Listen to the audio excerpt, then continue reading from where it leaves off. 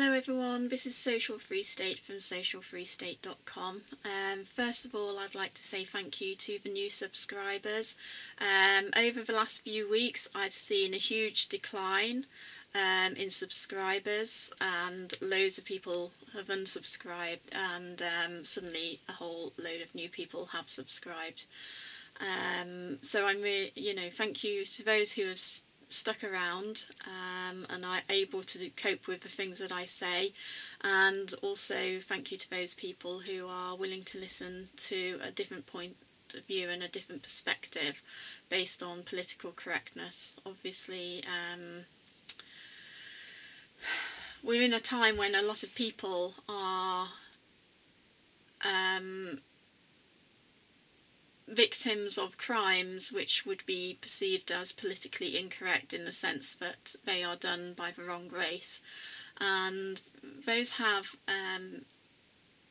sorts of crimes have huge consequences on the victims, especially in this society where political correctness is held so high.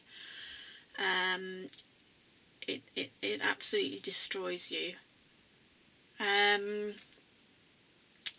And obviously, I haven't done a video with regards to my winning my case. I was so for those who are new,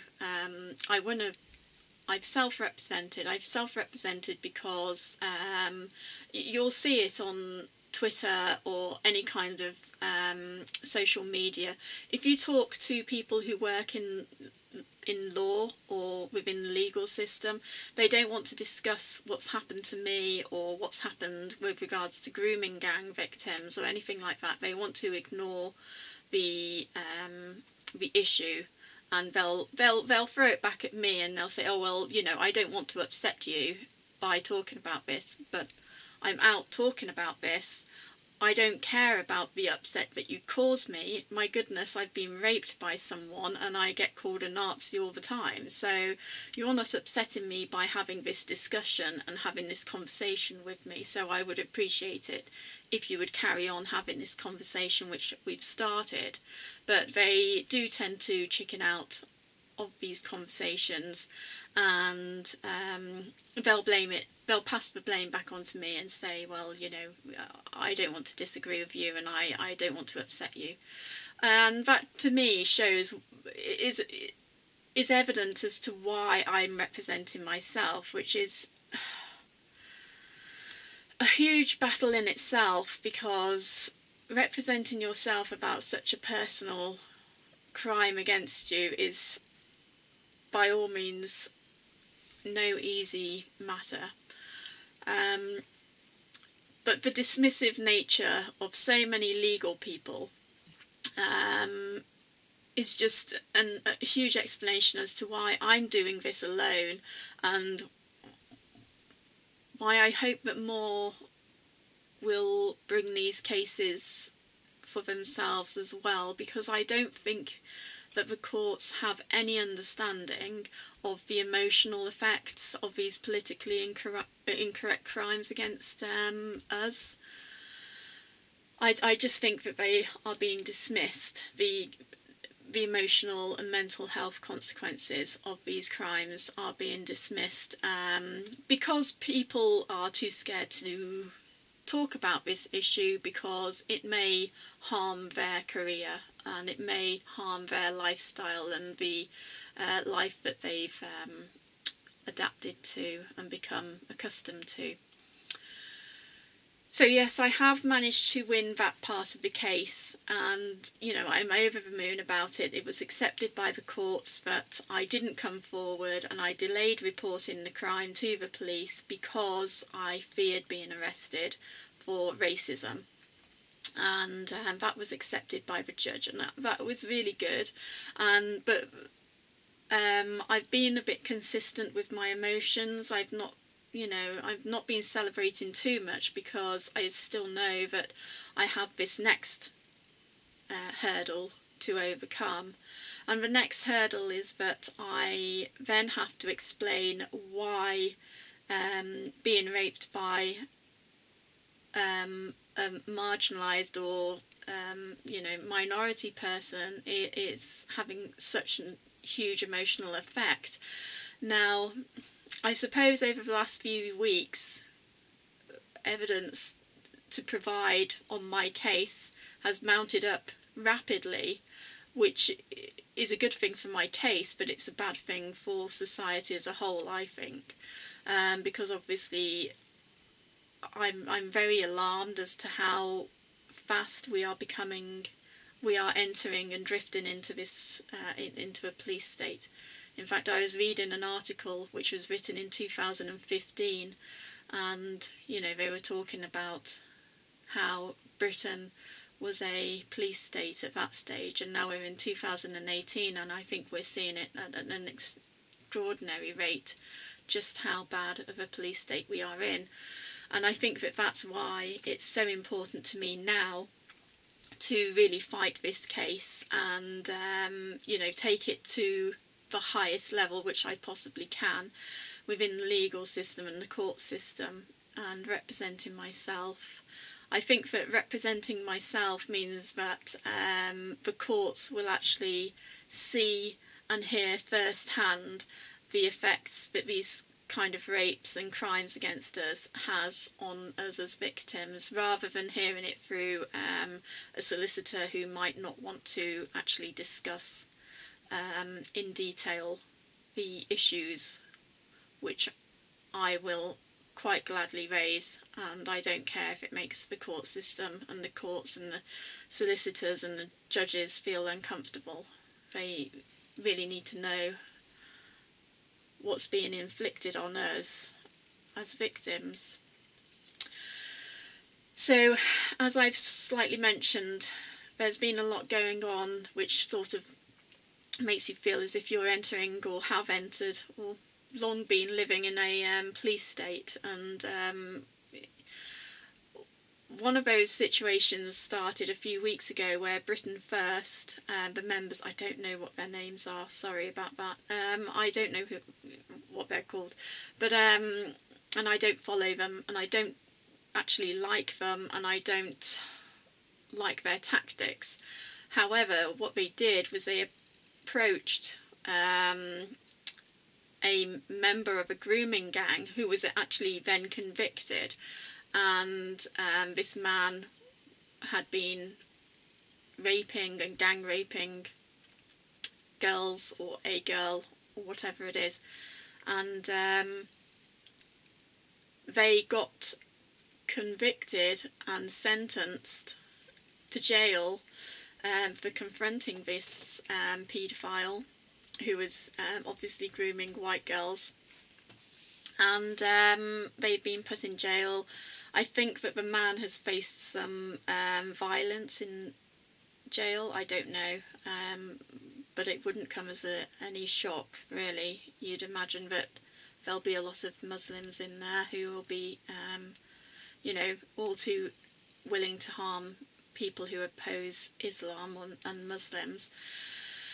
For the next day, Martin Sellner and Brittany Pettibone, for those who don't know, they're activists. I think the mainstream media call them far-right activists, but then again, I would be considered far-right and extremist in what I'm talking about, and I'm talking about, you know, personal circumstances. So when the media label people, I'd be careful about how easy you're you know, agreeable to those sorts of labels, because I get called a Nazi on a regular basis for just simply talking about the fact that I've been raped by a migrant. Anyway, they were detained and they were sort of imprisoned for several hours, I think, or was it, no, 3 hours, 3 days, sorry. They were imprisoned for 3 days, detained for 3 days, and yeah, I mean, they are activists. They don't want the migrant crisis. They don't want migration from Africa continuing and all of that kind of thing, or from these different cultures. And I completely agree with that. I am a consequence of these migrants coming over here. So they were detained for a few days and then sent back to Austria, I believe. And then the following day, Lauren Southern, who is an independent alternative media journalist and activist, was also, I think she was detained as well on the basis of the Terrorism Act 2007, I think, or something like that. The Terrorism Act, anyway, regardless. And that means that she's considered by our government to be a terrorist, which is deeply concerning. I'll come to explain why. But along with all of that happening, there's also Telford, which cropped up. I say cropped up. It was a newspaper article stating that it was the worst grooming gang situation that we've ever had. And with that, there were girls who were killed, and they were set alight. Their house was set alight. This was really difficult for me to talk about because my own circumstances were that I acted very strangely after my own rape, in that I started throwing buckets of water into the porchway of my home.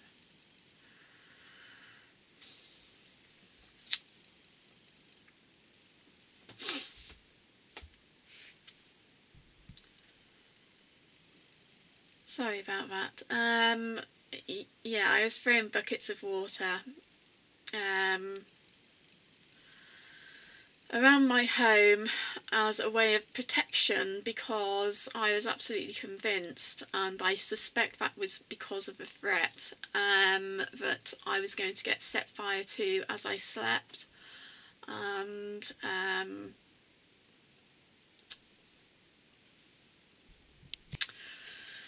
sorry again. So yes, I was concerned that I was going to get killed, and in a very similar way. And many of these stories caused me a lot of flashbacks, and with that, a lot of distress. Just as I feel like I can talk about things, something comes out in the news which causes me a lot of distress. And this was the same last year. There was all these terrorist attacks and deaths and everything. And what was causing me so much distress was the fact that people were sort of saying, well, fobbing it off like, oh, well, not all Muslims, and let's not attack Muslims as a whole, as a group. And I don't think that helps. I think that we need to start talking about this, and we're not, we've been prevented. But anyway, I'm digressing. These sorts of ongoing things with Muslims and migrants and all of that kind of thing, they have a huge impact on me, and they just cause me a lot of distress, really. And it's really hard to talk about. So I've been putting off talking about Telford. I haven't looked at I haven't read into it in great detail. It's strange because on my Twitter feed, I've discussed how and on my blog post as well, my latest one, I've discussed how this was, these grooming gangs were going to be in a documentary made in 2004. It had been made, and they were going to put it up on Channel 4, and they decided against it on the basis that European and local elections were taking place, so they didn't want to cause any harm to society and all that kind of thing. And also the police didn't want the issue raised because of political correctness. So if you consider that, then it means that the documentary is made in 2004, ready to go up on television but pulled.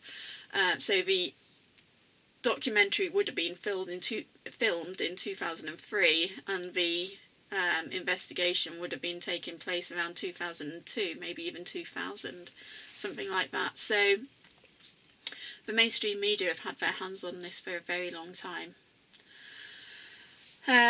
So yes, we've had Telford. I'm not going to say much more about that at the moment, because I just don't feel that I can talk about it,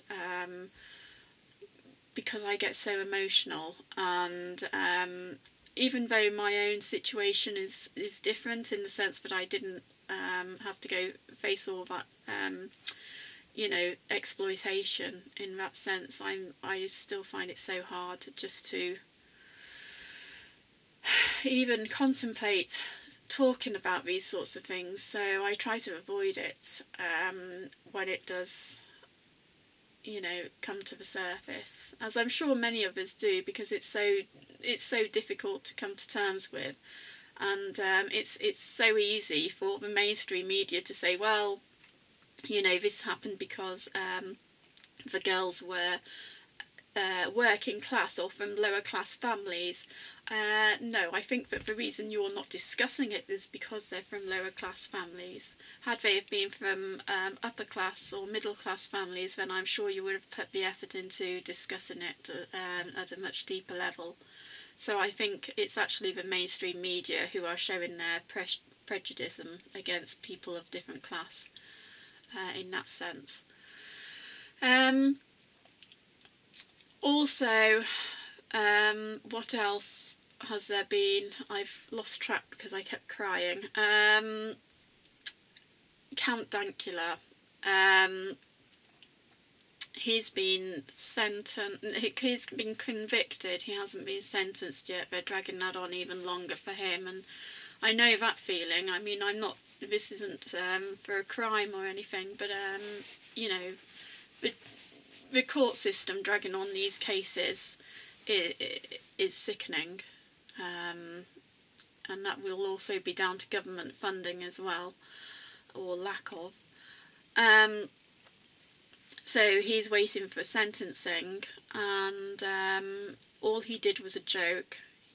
I did say in a previous video that if he already had a conviction or a criminal record, then I thought that he might get sentenced, and it turned out in his interview with Tommy Robinson that he does have a previous record. So depending on what was in that record, then I guess my prediction was pretty right. But even so, the just on the basis of a joke is deeply concerning, and context didn't matter to the judge either, and that's something that I hope to make sure is applied within my own case, that context does matter, especially with mental health and victims of these sorts of crimes.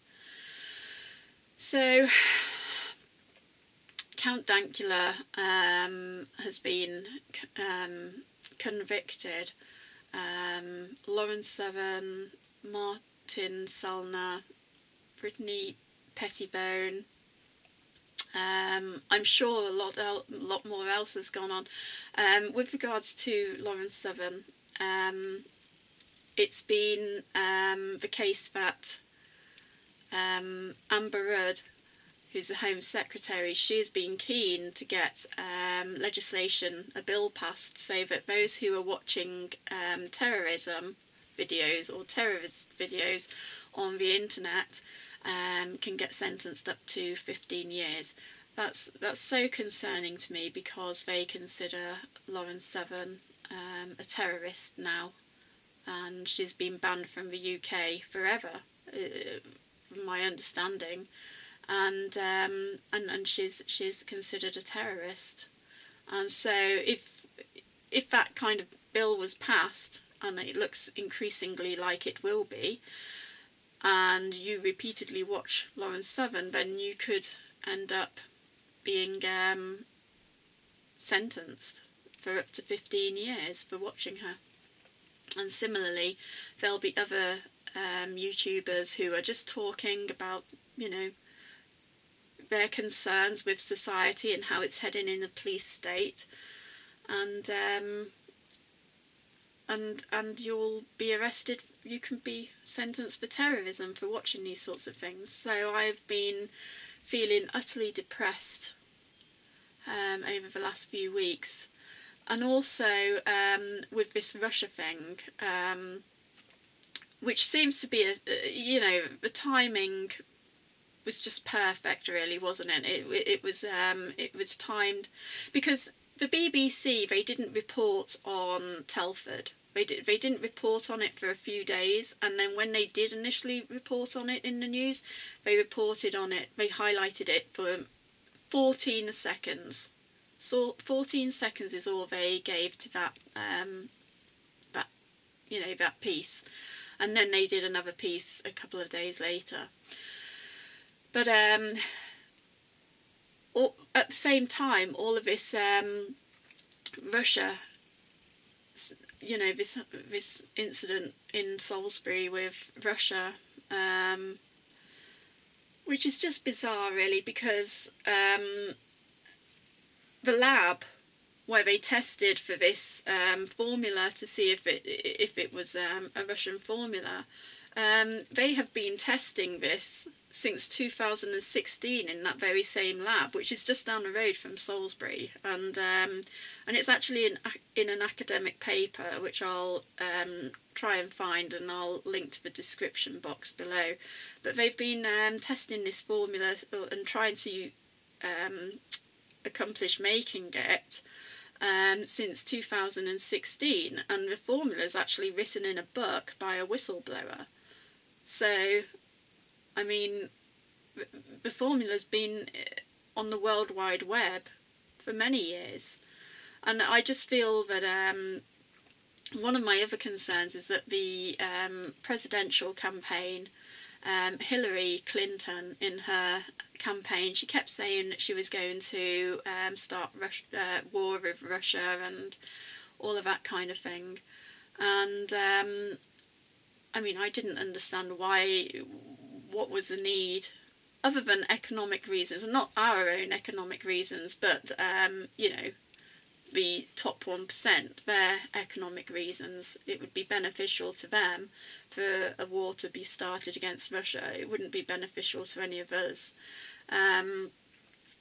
But yeah, I just feel that that campaign promise has been landed in the laps of the UK people now. And it does also feel like a smokescreen with regards to Telford.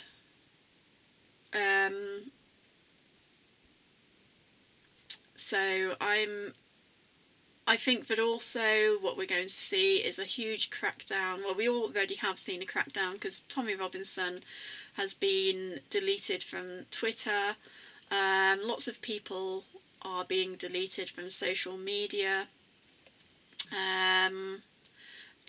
Those people who are being deleted from social media, I'm trying to look into things with regards to the legal system. I think the EU Commission did state that they considered social media to be a public utility, but I just need to find that statement, and I need to see if it was recognised in legislation, or if it was a statement, or what kind of thing it was. So I'll have to do a bit of research into that. But obviously, as you can imagine, I've got a whole lot of preparation to undergo, because it looks as if I'm going to be going to tribunal again to fight for a larger sum with regards to my own case and my own compensation. I'm not willing to take the minimum amount. The cause, the act itself did cause me to start having seizures, and I've got plenty of evidence for that. Luckily, I have a wonderful team behind me who are going to help me, medical team that is, who are going to help ensure that I've got all the medical evidence to prove that, which is really good. And with that, then I can also raise the issue of, you know, freedom of speech and our inability to talk about what's happened. You know, I just feel that we live in a state, you know, a police state, whereby if you complain about something like migrants or anything like that, even to the authorities or to the public sector, then you are going to be victimised even further, and you might face deeper consequences, and that's one of my concerns. But, you know, victims aren't going to talk openly to public sector officials because we don't trust them. We don't trust them because we know that they can't deal with the situation, because it would be politically incorrect to do that. So where do we turn? We have to just deal with the situation quietly on our own with no help from anybody else, and that will just see you mentally implode. So I think that this concern needs to be raised within the courts, and you know, admittedly, when I'm in the courts, when I was in the tribunal last time, you know, I was in pieces. I was an emotional mess, really, and it must have been quite awkward. I know that the solicitor was feeling particularly awkward, but that's kind of a situation that they've put themselves in and put us in. You know, we can't. I don't believe that we as victims can rely on solicitors and lawyers to help us deal with these situations and provide a decent defence, or, you know, whatever it is. And the